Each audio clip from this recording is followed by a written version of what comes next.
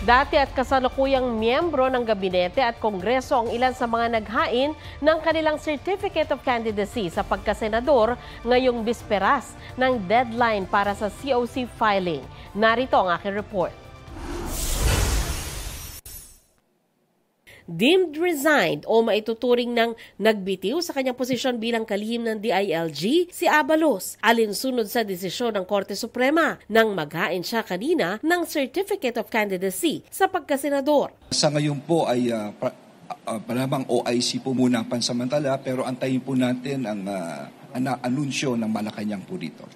Nag-file din ng COC si re-electionist Senator Bong Revilla sa ilalim ng Lakas CMD. Ilang nais magbalik Senado rin ang naghain ng kandidatura, sina dating Senador Bam Aquino, Gregorio Onasan at Manny Pacquiao. Nag-file din ng COC sina dating Governor at ngayon Narvacan Mayor Chavit Singson, retired Philippine Marines Officer Ariel Quirubin, former Defense Secretary Norberto Gonzales, dating Congresswoman Princess Lady Ann Sahidula, dating DILG Undersecretary Attorney J.V. Hinlo, mangingisda at Ramon Magsaysay Awardee Roberto Balyon, Dr. Richard Mata, isang health advocate, Nelson Alcajas na may anak na may seryoso at pambihirang sakit, Maria Feera, Pedro Ordiales at James Reyes.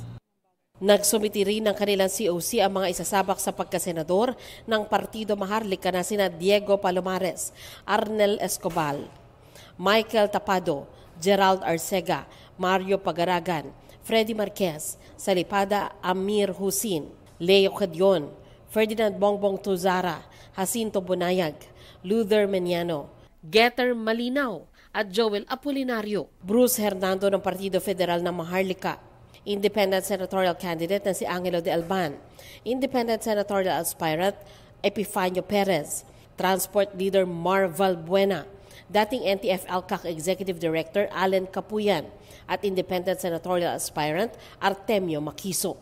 Nag-file din ng COC si dating Defense Secretary Delfin Lorenzana at Attorney Raul Lambino sa pamamagitan ng kanilang representative. Nagsumite rin ng kanilang COC sina Fernando Diaz, David Angelo, Orlando de Guzman, Edgardo Duque, Jeffrey Andrino, Neling Paliza at Eduardo Bautista. May mga naghain din ng COC sa pagkasenador na hindi na humarap sa media.